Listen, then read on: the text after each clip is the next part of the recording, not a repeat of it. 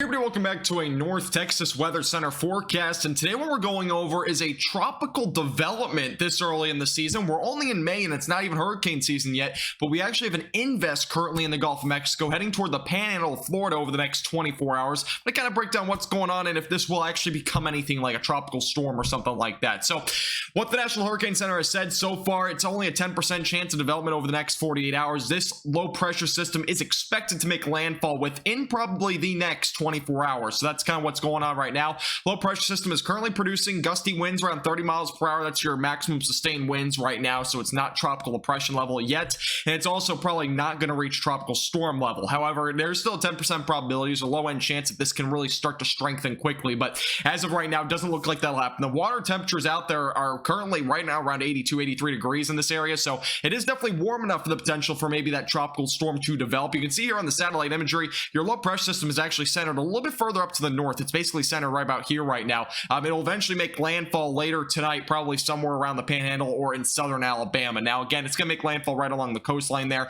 The only impacts that should occur along the coastline will probably just be gusty winds around 30 to 35 miles per hour. Excuse me, sustained winds around 30 to 35 miles per hour. Gusty winds might reach around 45 to 50. This will also bring some showers and storms. A storm or two may end up being a little bit severe, so maybe an isolated damaging wind gust with a storm or two, and also maybe a very low-end tornado threat as this makes landfall. Now, as you might know, low pressure systems that usually are like tropical storms and stuff like that do bring maybe a little low-end tornado threat. This might be the similar situation there. So let's just keep that in mind for anyone that's in southern Alabama as well as in the western portions of Florida right along the panhandle there. Now let's take a look at that future radar in terms of where the wind speeds are going to be greatest as this makes landfall. They actually kind of show they'll diminish here overnight, so that's a possibility, but you can see the wind speeds right around 30 to 35 miles per hour as this makes landfall. Eventually, as it moves up to the north, you can see the wind speeds actually increase as they go throughout Alabama as well as Georgia. Wind speeds as high as 40 to 45 knots, which is equivalent to miles per hour is right around 50 to 55, right we're near that center.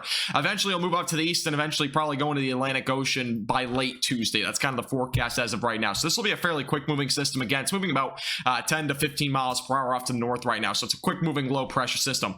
Looking at the future radar in terms of the rain, this is Monday morning around 3 in the morning. Showers and storms over Alabama as well as Georgia. Again, the low pressure system, you can see it centered here, 1,013 millibars. Again, it probably won't become a tropical storm, but it'll move off to the northeast, bring some beneficial rainfall to those in the southeastern portions of the United States. Eventually, it'll go into areas like the Carolinas and Virginia before exiting off the coast and likely weakening there. Now, why is this not really developing? Well, there's actually a big reason. The Saharan dust is a big factor into why this is not developing into anything beyond just what it is now. It has been showing the computer models the last, a couple weeks ago, people were rumoring that this was going to become the next hurricane or something like that. And obviously, those were completely false. And there's a big reason why. Again, forecasting that far out is difficult. And not just that, but the Saharan dust played a huge factor into what was going on in the tropics this week. And it will for probably the next week or two. There's a big layer of Saharan dust, and you might have seen it even if you're in Texas or anywhere along the Florida coastline. You might see that Saharan dust in the atmosphere because there is definitely some up there. Take a look at the satellite imagery. You can actually see that where that circulation is as of right now. It's basically right there. Again, it's about 100, 150 miles just south of the panhandle of Florida as well as Alabama. Again, this is moving up to the north. You can see the thunderstorm activity there. Good amount of showers and storms with this. Definitely some rain with it, but you can definitely see that circulation. Again, it's actually fairly pronounced for where it is right now. That's why there's an invest label on it. So it's an invest 90, and that's why we have that invest on it, because of the potential for maybe a tropical storm developing is not out of the question over the next 24 hours or so before it makes landfall, but it's a pretty low end risk at this point. All right, let's take a look at the track on where this is heading. As I kind of already mentioned before, it'll go through Alabama, Georgia, and the Carolinas before exiting the coastline. That's kind of your track at this point. Not much of a question about that. So again, this will be moving off to our east. It's not going to be going toward Texas by any means, but just something to keep in mind. Again, here's another look at the infrared imagery. So again, this is kind of where you're looking for the pretty high cloud tops on the northeastern end as well as down to the southwest, but this southwest is actually not really associated with this low pressure system. So the only large thunderstorm activity that we see as of right now is going on to the Florida panhandle as of right now. So it's pretty low end. Again, pretty much low end risk at this point. It's not too much of a concern, but again, some gusty winds and a good amount of rain, maybe an isolated severe storm possible when this enters into the United States.